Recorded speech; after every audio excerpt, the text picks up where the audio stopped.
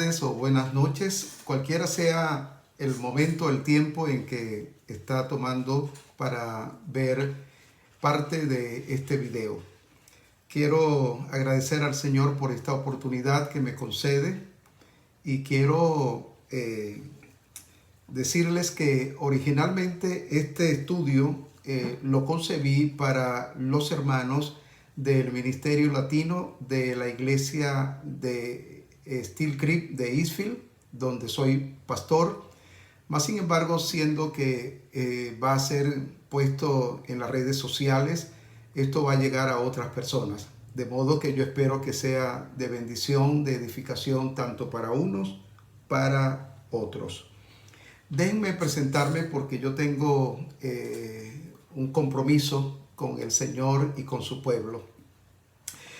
Yo soy el pastor Ender Sangronis, soy de Venezuela, pero hace un poco más de 3 años tenemos nuestra residencia aquí en los Estados Unidos. Me gradué en el seminario o en el extinto Seminario Evangélico Asociado en Venezuela en 1976. Es decir, han transcurrido un poco más de 45 años que dejé los estudios al graduarme del seminario. Fui profesor de la misma institución en el Departamento de Teología y en el Departamento de Nuevo Testamento. Allí serví al Señor por un buen tiempo y posteriormente trabajé como pastor principal de la Iglesia Evangélica Libre Gilgal en Maracay, Venezuela, por más de 30 años. De modo que tengo un compromiso con el pueblo del Señor, dado mi llamado a servir al Señor en esta parte. Este proyecto lo concebí porque tengo una deuda, porque soy maestro de la Biblia, porque soy pastor, y tengo esta deuda con el pueblo del Señor. Quiero dar lo mejor de lo que Dios me ha dado. Y hoy me propongo comenzar una serie de estudios en el libro del Apocalipsis. De modo que vamos a hacer este estudio completo de principio a fin y nos llevará varias clases. Y yo espero pues que ustedes puedan seguirme cuando ustedes puedan tener su tiempo. Quiero animarlos a que tomen su Biblia, tomen lápiz y papel, hagan las anotaciones que ustedes quisieran hacer. Y también debo decirles que dado que van a estar estas clases en las redes sociales, en YouTube y en Facebook, entonces ustedes pueden verlo en cualquier otro momento. El libro de Apocalipsis es un libro que tiene un mensaje muy impactante para nuestros días y voy por supuesto, a comenzar por este hermoso y extraordinario libro. Voy a usar la Nueva Versión Internacional. Durante toda mi vida como profesor, como maestro de la Biblia, como pastor, usé la versión Reina Valera, pero nuestra iglesia en todos sus campos ha adoptado esta versión. Y por supuesto yo la he tomado también como parte del trabajo que debo hacer. Así que voy a seguir con la Nueva Versión Internacional. Voy a hacer referencia obviamente a Reina Valera del 60 y también a otras versiones como la Nueva Traducción Viviente. De modo que bienvenido pues a esta clase y espero pues que sea de gran provecho para usted. Quiero comenzar con algo que bajé en estos días en internet acerca del reloj del Apocalipsis. Y quiero leer esta partecita para que nos ubiquemos un poquito en el impacto que el libro del Apocalipsis ha traído a la humanidad. Dice: el reloj del Apocalipsis, también llamado el reloj del juicio final, es un reloj simbólico mantenido desde 1947 por la Junta Directiva del Boletín de Científicos Atómicos de la Universidad de Chicago, aquí en los Estados Unidos, que usa la analogía de la especie humana estando siempre a minutos de la medianoche, donde la medianoche representa la destrucción total y catastrófica de la humanidad.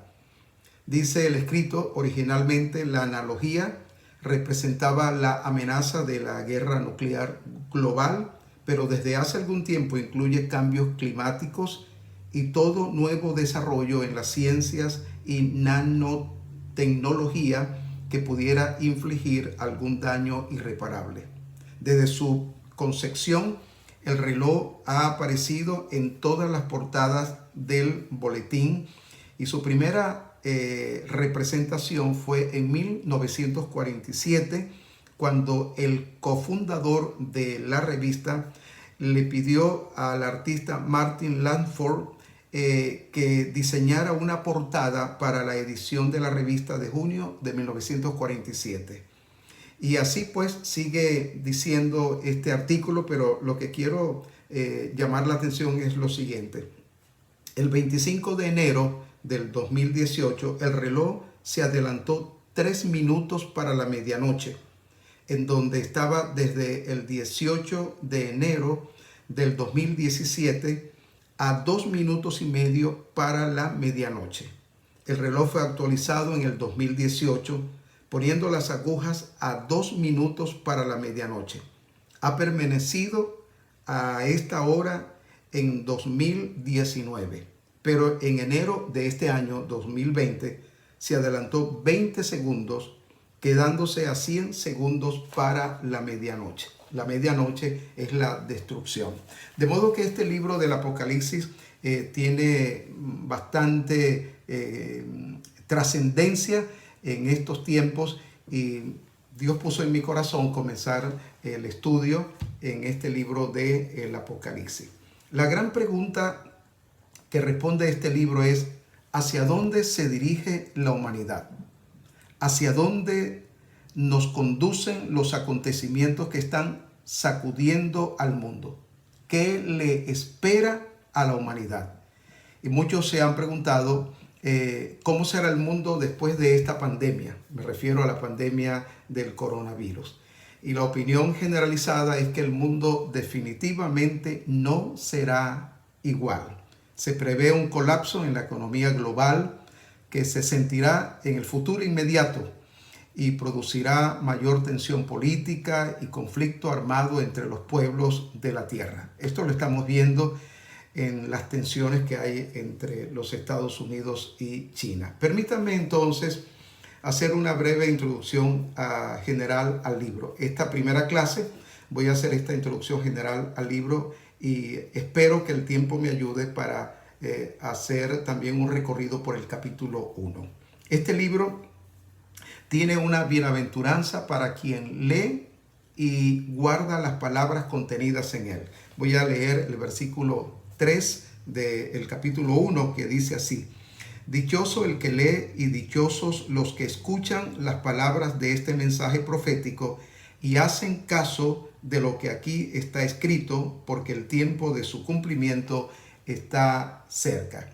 De modo que al abrir el libro del Apocalipsis encontramos con esta bendición, por así decir, la dicha de los que leen, escuchan y ponen en práctica las palabras que hay registradas en este libro. Pero al final hay una advertencia para quienes alteren el contenido de este libro. Si buscamos el capítulo 22, por ejemplo, el versículo 18 y 19 dice: a todo el que escuche las palabras del mensaje profético de este libro, le advierto esto: si alguno le añade algo, Dios le añadirá a él las plagas descritas en este libro.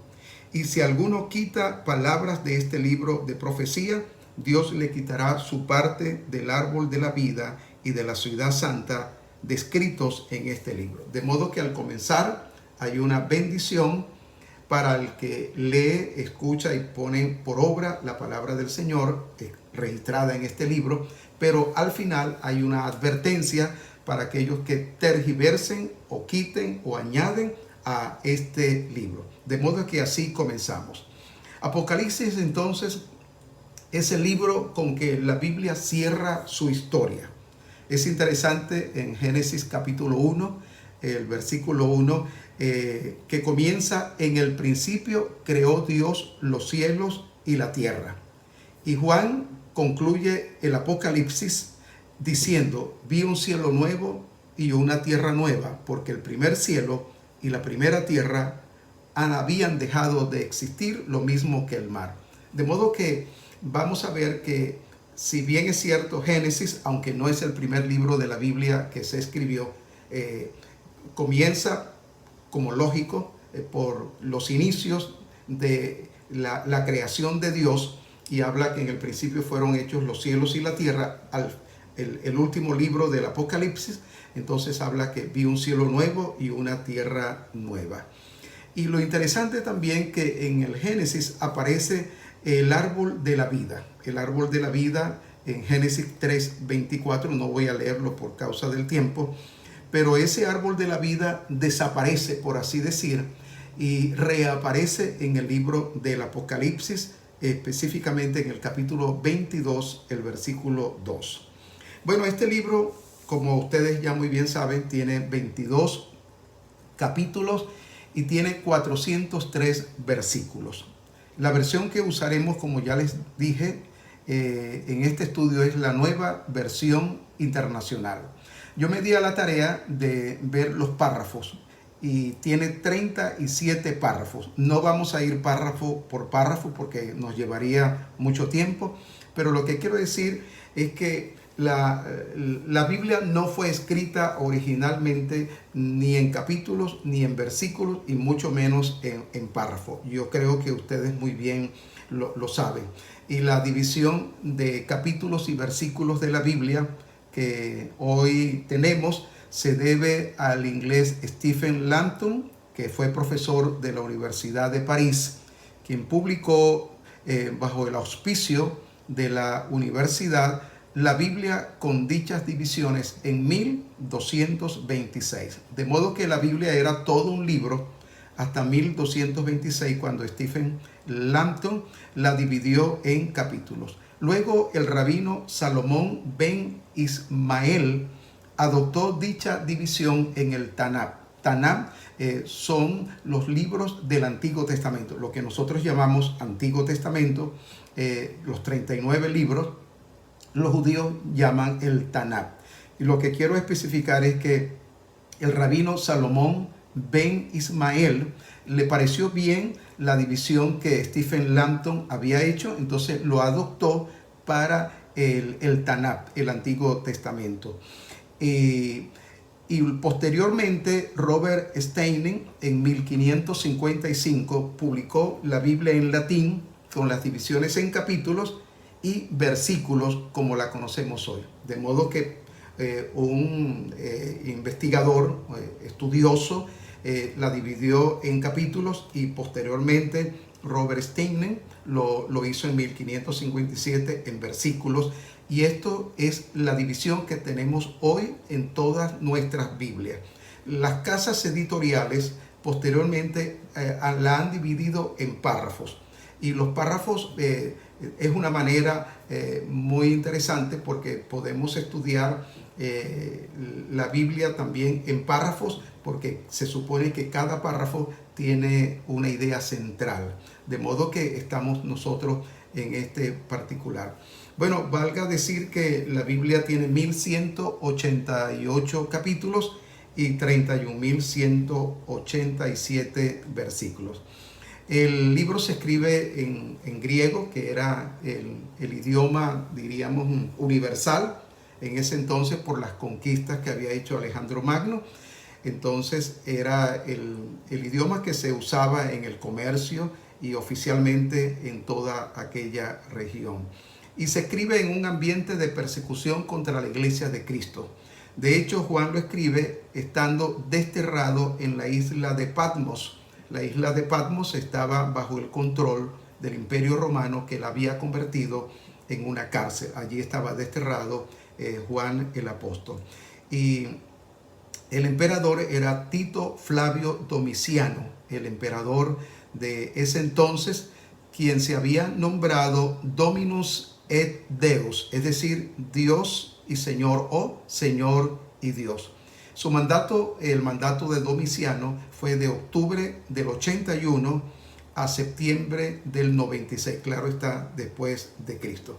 Este hombre Domiciano fue asesinado en un complot donde intervinieron los oficiales de la corte con su ex mujer llamada Domicia.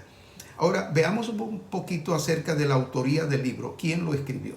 Bueno, ya sabemos que lo hizo Juan. El libro tiene entonces suficientes evidencias internas para decir que Juan fue su autor. Uno puede buscar en el capítulo 1, versículos 4 y versículo 9, y después en el capítulo 22, el versículo 8, donde Juan se presenta a sí mismo. Y hay un acuerdo unánime que Juan, el discípulo amado, escribió este libro. Y se cree que a la muerte de Jesús, Juan tendría aproximadamente de 28 a 30 años. Y del año 30 al año 60 después de Cristo, Juan vivió en Jerusalén y se le consideró un pilar de la iglesia en esa ciudad. Y por el año 60, eso es lo que nos dicen los historiadores, se movió a Éfeso, donde fue designado obispo de las iglesias de esa zona. Y entre los años 90 y 93 se le sentenció a vivir en el exilio en la isla de Patmos. Por eso creemos que la redacción de este libro, juntamente con el Evangelio de Juan y primera y segunda y tercera carta de Juan, fueron escritos más o menos en ese lapso del 90, quizás hasta el 95. Dice la historia que Juan fue liberado durante los años 96 y 97. Y de acuerdo a la tradición, murió de muerte natural en Éfeso, posiblemente en septiembre del año 100 después de Cristo, y allí fue enterrado. Así que no tenemos inconveniente alguna para decir que Juan escribió este libro. Ahora veamos un poquito acerca de la trama del libro, de qué se trata realmente el libro. Bueno, es evidente que el número 7 juega un papel importante en la estructura y contenido de este libro. Aquí se habla de 7 iglesias, de los 7 espíritus de Dios, las 7 estrellas, las 7 lámparas de fuego, los 7 sellos en el rollo, los 7 cuernos y los 7 ojos, los 7 ángeles, las 7 trompetas, las 7 plagas, las 7 copas, las 7 cabezas, los 7 montes y los 7 reyes. De modo que tiene algo muy particular el número 7 para el escritor del Apocalipsis. A primera vista, el libro de Apocalipsis nos resulta un tanto enigmático y difícil de entender por la terminología o la simbología que se usa. Tiene mucho simbolismo y figuras dantescas como seres vivientes cubiertos de ojos por delante y por detrás, langostas en forma de caballos equipados para la guerra, caballos cuyas cabezas son como de león y por cuyas bocas salen fuego, humo y azufre. Se presenta un dragón que tiene 7 cabezas y 10 cuernos, una mujer a quien se le dieron las 2 alas del gran águila, una bestia que parecía un leopardo, pero con patas de oso y fauces como de león. De modo que tiene mucha simbología, y a primera vista, cuando empezamos a leer este libro, decimos, bueno, ¿y de qué se trata todas estas cosas? Y por eso algunos rehúyen estudiar este libro. El primer problema a abordar es el problema entonces de la interpretación.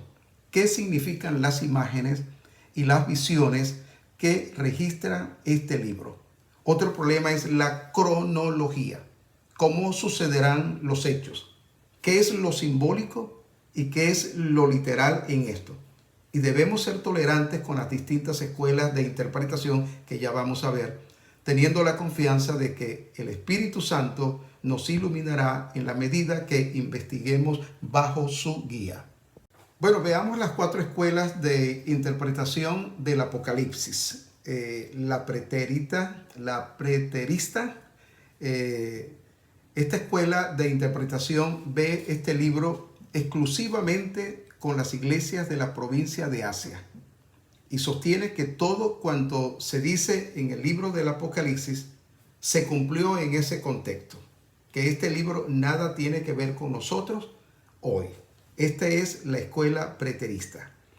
La historicista es la segunda escuela.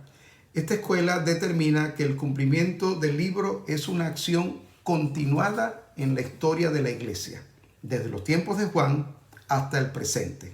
Hasta cierto punto esto es verdad con respecto a las 7 iglesias, pero es obvio que este libro es profético, que las 7 iglesias de los capítulos 2 y 3 tienen que ver con un determinado periodo de la historia, pero el resto es profecía, que es lo que nosotros vamos a ver. La escuela futurista, esta escuela mantiene el punto de vista que este libro es primordialmente profético y su cumplimiento será en el futuro, especialmente a partir del capítulo 4. Nosotros vamos a hacer aquí vamos a tomar parte, por supuesto, de la escuela historicista y de la escuela futurista, porque como ya dije, los primeros 2 y 3, los capítulos 2 y 3, tienen que ver con iglesias en ese entonces que tienen una trascendencia hasta nuestros días. Y la cuarta escuela es la idealista. Esta interpreta este libro como un hecho simbólico entre el bien y el mal, sin ninguna referencia histórica. Lo que está allí es puro simbolismo, es pura, cuestiones, lucha entre el bien y el mal, pero no tiene que ver nada con cuestiones históricas ni con cuestiones proféticas.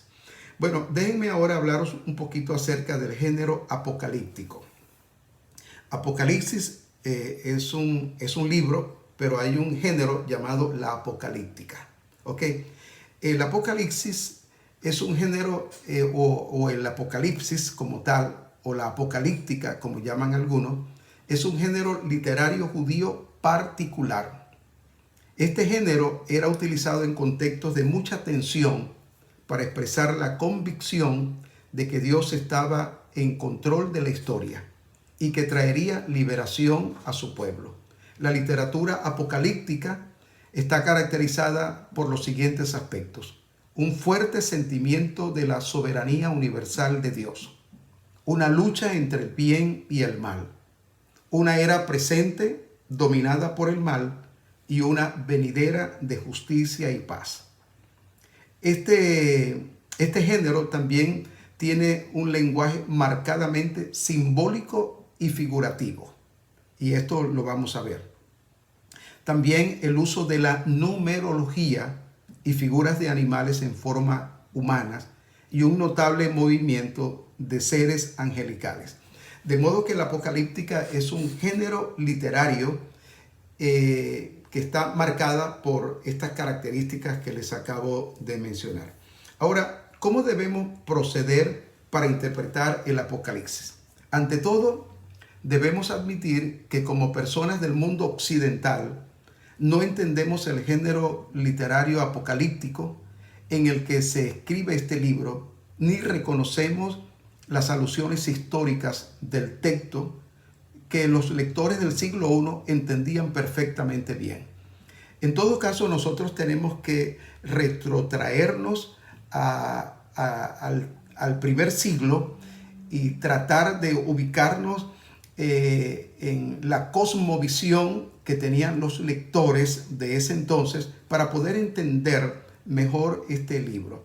Porque el lenguaje de este libro es comprensible para el lector que tiene todo ese bagaje de conocimiento. Por otra parte, tenemos que tener una familiaridad con el Antiguo Testamento, especialmente con los libros proféticos, para poder entender mucho mejor este libro.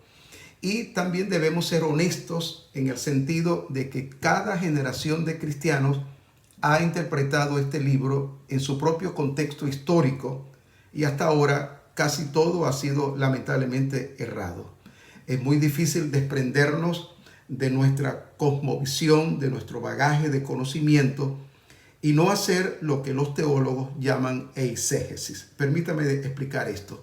La palabra exégesis es antecedido por la partícula ex. Ex significa sacar, es decir, sacar del texto lo que está allí. Los que estudiamos la Biblia, según las leyes de la hermenéutica, entonces hacemos exégesis, sacamos del texto lo que está allí. Pero mucha gente hace eisegesis. ¿Qué significa esto? La partícula eis significa meter. De modo que es tan fácil para nosotros meter en el texto lo que nosotros tenemos en mente, nuestra cosmovisión, nuestros conceptos de las cosas, y eso por supuesto no está bien, porque le hacemos decir al texto lo que no dice el texto, sino lo que nosotros decimos que le hemos metido al texto. Entonces hay que ser honestos en este particular. Al leer este libro, entonces, debemos buscar o fijar nuestra atención en la verdad central. Y por eso hemos dividido el libro en párrafos, o mejor dicho, las casas editoriales que se ocupan de la traducción, de la traductología de la Biblia, lo han dividido en párrafos. Ya les dije hace un momento que la Biblia originalmente y este libro fue escrito de principio a fin como un rollo, como se hacía antes. Posteriormente lo dividieron en capítulos, ahora tenemos 22 capítulos, y más adelante lo dividieron en versículos, que tiene 404 versículos, pero las casas editoriales lo han dividido en párrafos. Y vamos a ver la verdad central de cada párrafo. Y la idea central será la misma para cada generación de intérpretes bíblicos. Los detalles pueden variar, pero no la idea central del texto. El texto siempre tiene una idea central y es lo que nosotros vamos a ir buscando, por supuesto. A pesar de la dificultad y las distintas corrientes de interpretación que se le dan a este libro, el Apocalipsis tiene un mensaje inspirado por Dios para su pueblo de todas las generaciones. Vale la pena poner el mayor esfuerzo al estudiar este extraordinario libro. No debe desanimarnos ni el fanatismo de quienes han puesto su atención en la profecía en vez de Cristo. Muchos se han empeñado en hablar del anticristo y se han olvidado de Cristo. Este es un extremo. Y tampoco nos debe desanimar la diversidad de interpretaciones al estudiar este importantísimo libro. Ya veremos que hay varias escuelas, bueno, ya les dije que hay varias escuelas de interpretación. No nos debe desanimar esto. Creo que el Espíritu Santo es el que nos va a guiar a toda la verdad. Un dato curioso que quiero compartir con ustedes y que ustedes conozcan es que los dos grandes hombres de la Reforma del siglo XVI, como lo fueron Martín Lutero y Juan Calvino, vieron con recelo este libro. Lutero lo caracterizó como ni profético ni apostólico y rechazó en esencia su interpretación. Este fue el concepto que tenía Martín Lutero del Apocalipsis. Ni profético ni apostólico, y rechazó la interpretación.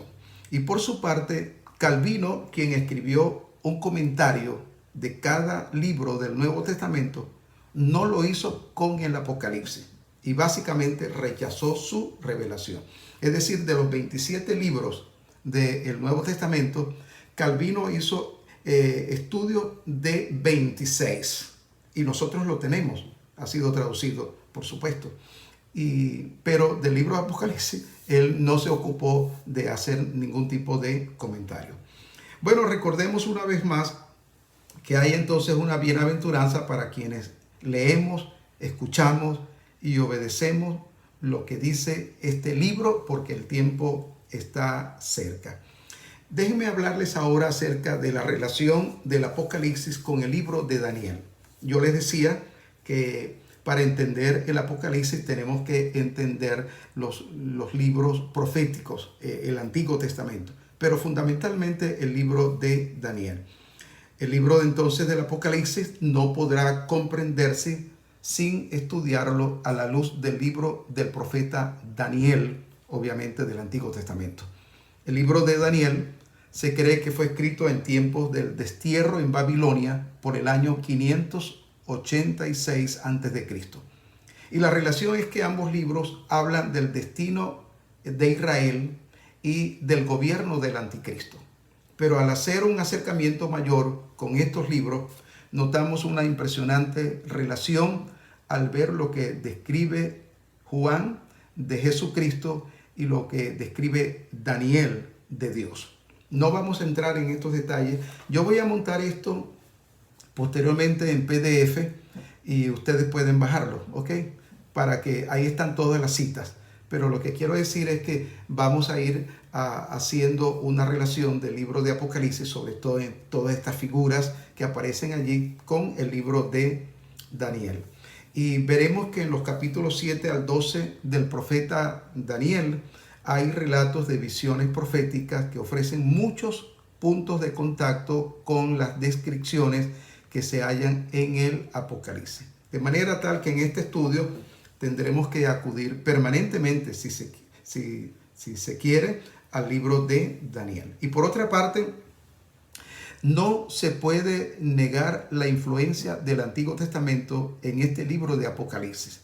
Este libro toma visiones y descripciones a lo largo y ancho de la Biblia y las coloca en un contexto único, unificado.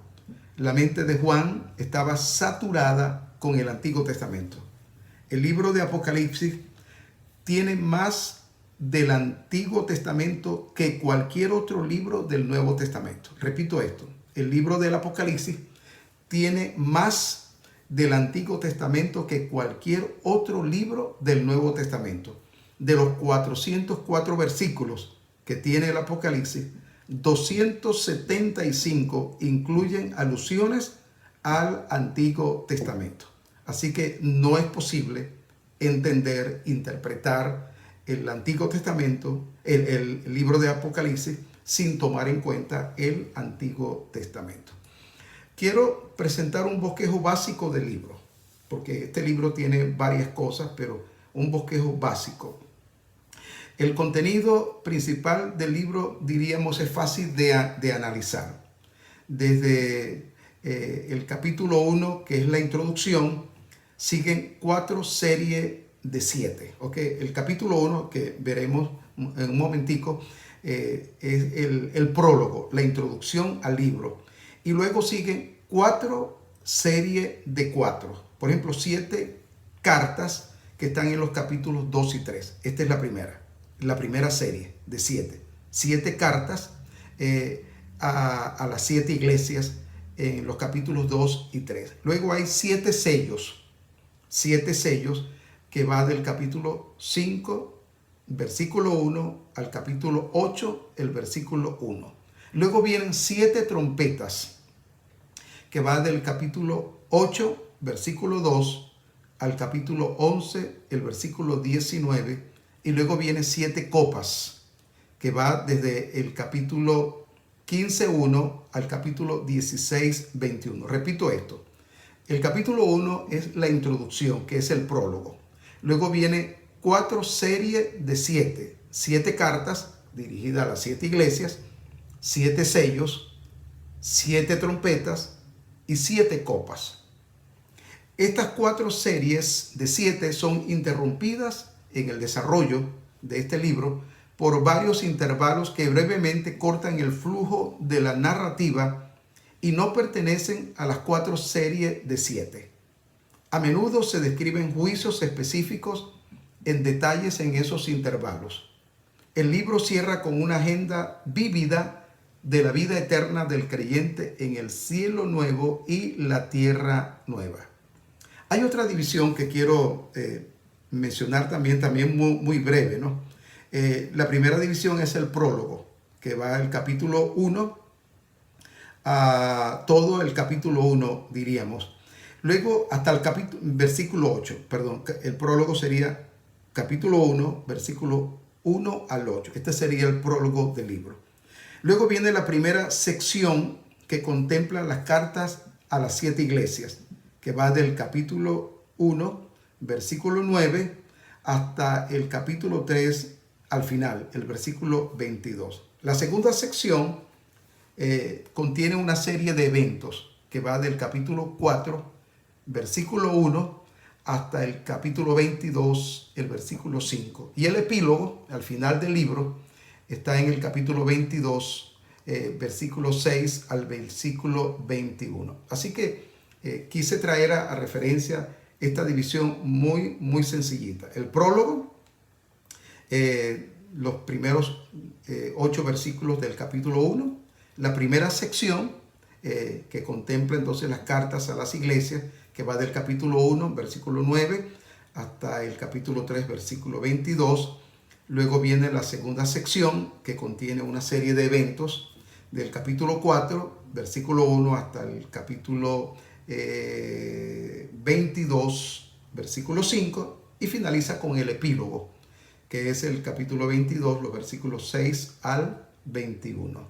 Ahora, veamos los destinatarios de la carta, de este libro. ¿A quiénes está dirigido este libro?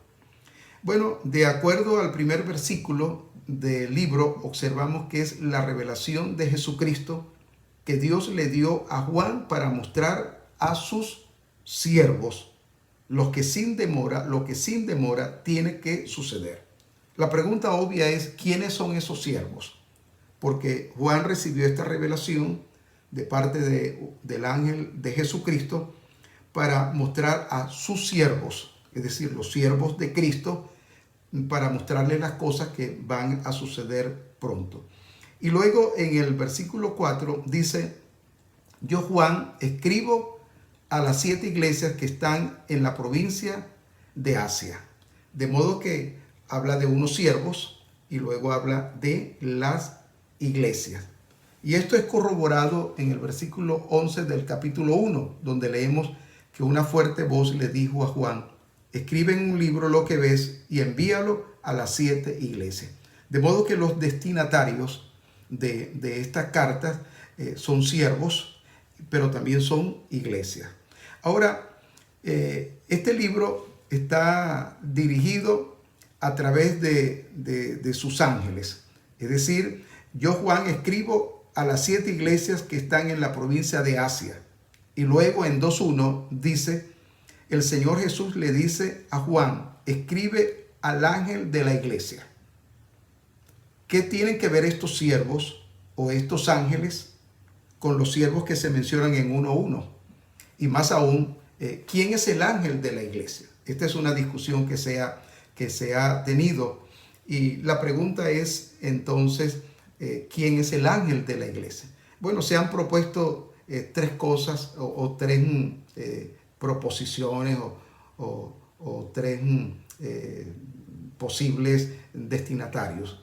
En primer lugar, un ser celestial o angelical. Resulta que la palabra ángel o mensajero se usa fundamentalmente para los ángeles y algunos creen que la iglesia tiene un ángel literal, un ángel celestial. Creemos que no es así. Lo segundo, que el ángel de la iglesia es algún creyente reconocido por la iglesia. Por eso algunos interpretan que el ángel de la iglesia es el pastor, algunos dicen un anciano, un evangelista, etc. Y otros son de la opinión que está dirigida a los cristianos en particular. Cuando se usa el ángel de la iglesia, incluso algunos piensan hasta que son los mensajeros que llevaron la carta, pero esto creo que no tiene sentido. Me parece más que la carta está dirigida a los cristianos en particular, en todas las épocas, en todas las edades.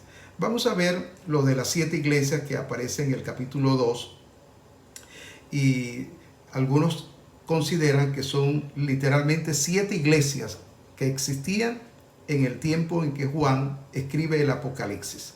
7 iglesias históricas que estaban ubicadas en Asia. Y solo tenemos registros bíblicos de Éfeso, de la iglesia de Éfeso. Sabemos que en Éfeso había una iglesia en Tiatira y había una iglesia en Laodicea. De las 4 iglesias restantes no tenemos información alguna, excepto la que aparece aquí en el libro de el Apocalipsis. Pero la interpretación que se tiene es que fueron 7 iglesias históricas. Otra interpretación dice que las 7 iglesias representan 7 períodos o etapas de la iglesia de Cristo desde sus comienzos en Pentecostés hasta nuestros días. Por ejemplo, Éfeso sería la iglesia apostólica, que fue del año 31 cuando descendió el Espíritu Santo hasta el año 100. Esmirna es la iglesia perseguida del año 100 hasta el 323. Luego viene Pérgamo, que es la iglesia apóstata, del 323 al 538. Posteriormente la iglesia de Tiatira, que es la iglesia tolerante, del 538 a 1517. Luego viene la iglesia reformada, que es la iglesia de Sardis, de 1517 al 1798. Posteriormente la sexta es la iglesia misionera, de 1798 a 1844.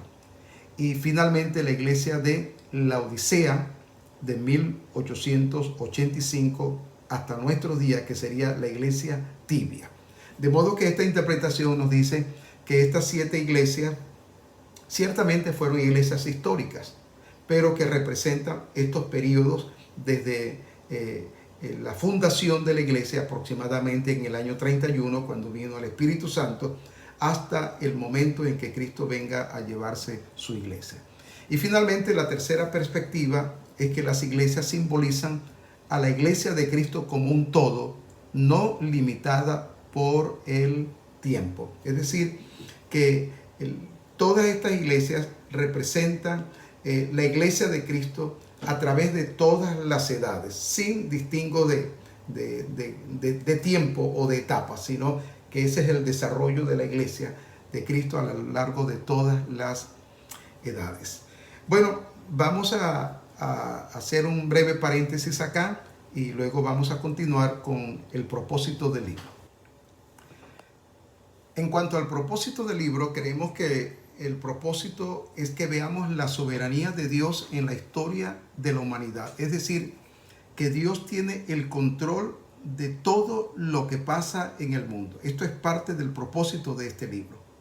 Que los creyentes deben permanecer fieles a Dios en medio de los cambios y avatares o problemas de la humanidad.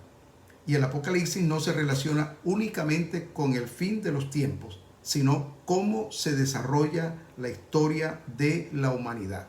Así que este libro yo creo que nos da un panorama completo de la historia de la humanidad y nos dice, por supuesto, que Dios tiene el control de toda la historia y que nosotros como creyentes debemos confiar en que es así y debemos descansar en el Señor. Por eso es un libro de consuelo y de esperanza. No es para meterle miedo a nadie, sino para decirle estamos seguros en Cristo y la historia la desarrolla Dios y Dios tiene control de la historia.